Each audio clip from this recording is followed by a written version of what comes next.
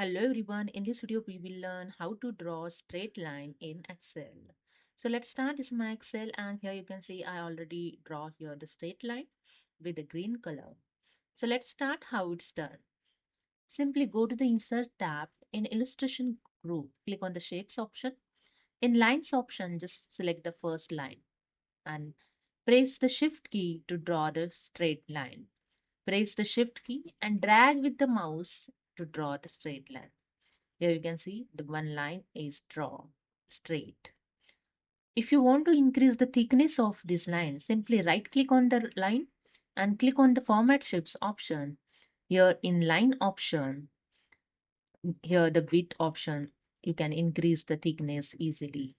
You can just click on the up arrow to increase the thickness. See the changes on the line thickness.